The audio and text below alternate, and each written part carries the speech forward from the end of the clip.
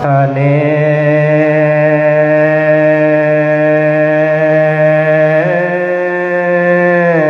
ละจางได้เก้าภาคพื้นกำเนิดอีตาพามสมบ่งามคือเขาห่างกิ้งกันแสนหายละเบิ่งรูปร่างหัวใหญ่ตกถุยใครบ่เคยเห็นตาพามปัญญานะหาแต่พามนั้นในกะบ่ฮู้ภาษาให้แลนะตาพามกะบ่เว้าเท่าเข้าเมากันได้แต่ขอทานนะถึงบ่นานอายุเราก็เลยแก่พ่อแม่พ่อและแม่ก็ตายแล้วตั้งแต่โดนนะคนทั้งหลายเอิ้นว่าเท่าสู้ศกเมื่อเล่ายกยังใหญ่ก็คือดังดิ่งทุนนะท้ายก็ชุนมือก็ถือไม่เท่าพัมก็เข้าไปครัวทั้งบ้านไก่บ้านไก่ทั้งบ้านใดบ้านเล่าก็บ่วามนะไปอดเมืองพม่าอาบะหงจาละเขาก็กลับขึ้นมาถึงเมืองมลเมงพามก็ขอเอาเส้นของหน่อยละครั้งขอจนหมดบ่ยังก็ขอหมดขอเสียงจังเม็นเท่าปากเกี้ยงก็เว้ามวนขอเป็นนะว่าแต่เราเดียวเห็นก็เราก็เอาโลดก็ขอโพดขอเนื้อนะขอ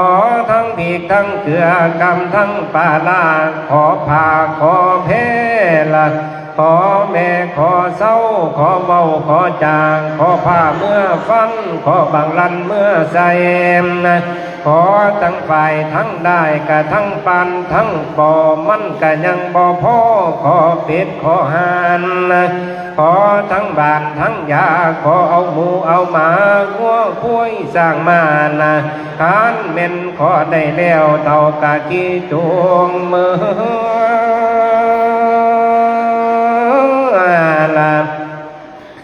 เอาจุงทั้งหมูทั้งหมา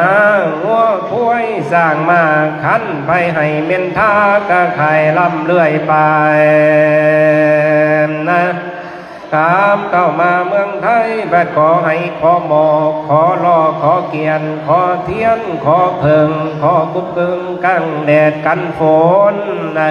ขอสัพพทุนนำสังฆเจ้าเข้าไปวัดขอตาลปัดขอพัดขอบีขอปีขอกล้วยขอถวยขอซ้ำนะขอเอามาขามถามเอาหมากม่วงพวงเอาหมากไฟละบายเอาหมากนี่สี่เอาหมากพร้าวเล่าเอาหอกหมากตาลละน้อยบ่นานก็ถึงเมืองผู้ลาดขอศาสตร์ขอหมอนขอนอนพรำเนรละ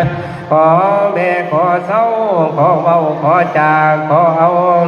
ตั้งขอเอาตั้งเอาเตียงกับทั้งเครื่องหนึ่งเขานะขอเอาก้อนเสาพร้อมทั้งเมฆขี้ไฟนะขอทั้งไม้มาคุงลุงและป่าท่านในผู้สวดเลวนะเขาก็เซลเบาสังตาพามเป็นตานายละเสียงกระดังปันปืนคือฟ้าบาดดวงบนละขอ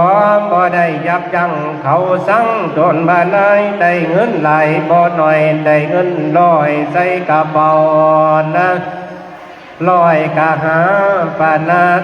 แค่เท่าพามแกเราไปขอเลยโง่มาหามิตรเสียวเกิดเธอซ้ำนะไปฝากเงินคำแก้วน้ำจะให้เมียนนี้ฝากไปดีเรียบร้อยก็เลยใหญ่กันย่างเดินนะพามก็ขึ้นก็เกินตามนาทีขอทานเดินไปตามข้ามีกันเที่ยวไปบ่มียังนะไปหลายเดือนหลายมือบอกโอ้ขึ้นดอกบักเสียวมีแต่ไปสักใส่บ่มีใดว่าเต้าขึ้นนะเขา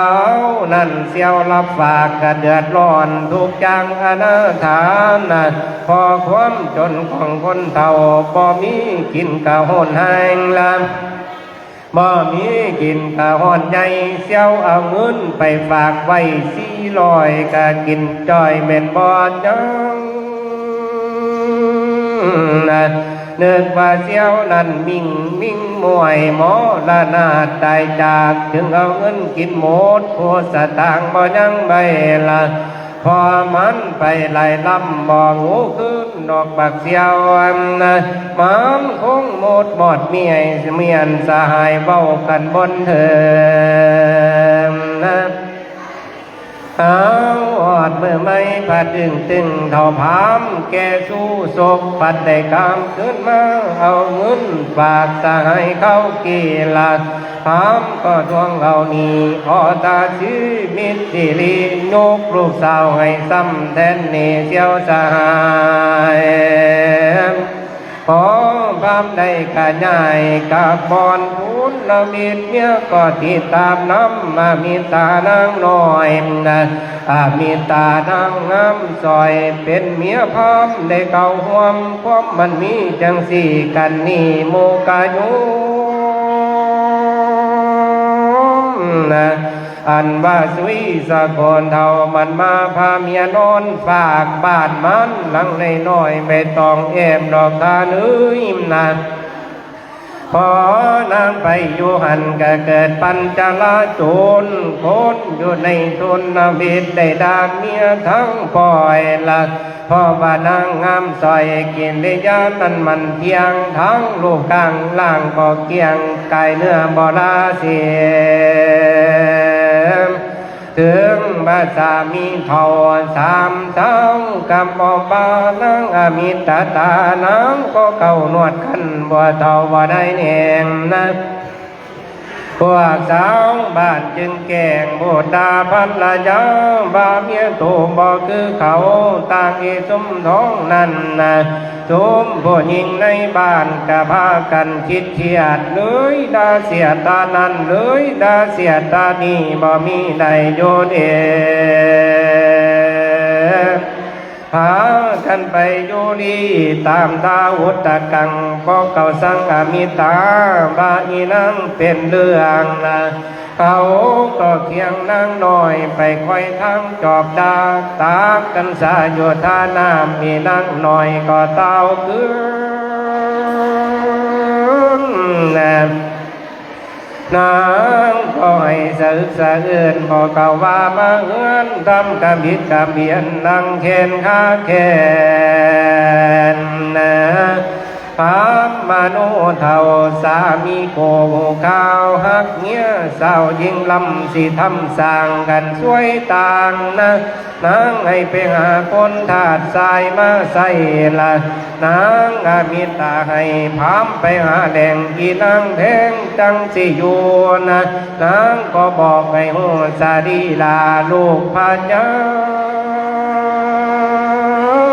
นะถามทางบางอ่อนลากันมาซอยละถามก็คิดค่อยบ่กินแท้สิดวนไปนางก็เตรียมให้ทุกสิ่งอย่างอาหารดีทำให้สามีโกส่วนบ่มีอันนะพามก็ชูถึงเพียงเสบียงดีบังแก้วพามสังเมียแจ้วใจละหอยตั้งแต่เมีย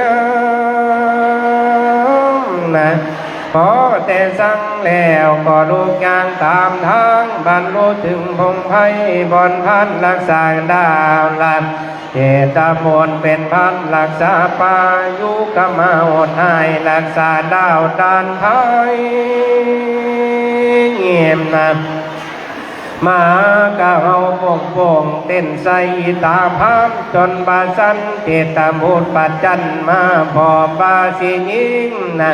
ฟ้าเม้นผีเพศให้ผ่านกะกงตะโนสินพามก็เอามือปาดโบกมือเลยจ่าตานนะพ ว่าอย่าเด้อมึงอย่านิ่งมานี่บ่ดีเด้อบากพันปานนะกูไปสงสารตาให้ประเมตเข้าบ้านลงนาลันทาตุนะกูเป็นราชทูตแท้มึงอย่าเนธาโนมาให้พวกมาเลี้ยวไว้มารับทานอยู่ในบ้านนะทานก็หาเครือไม่ไหลเครืออยู่ในป่ามาผูกมาให้เท่าเส้นเจ้าบ่าไว้นุ่งนะทานก็ยกบังแก้วขึ้นใส่สาตนขอโทษถือขรับอย่าได้มีเว้นตองละถามจงห้องสะกดแท่หลวงพันกันบ่มนานตัวประสานอยู่บางนายหันนะแม่นแก้วมองละน้อมจานนะหาโย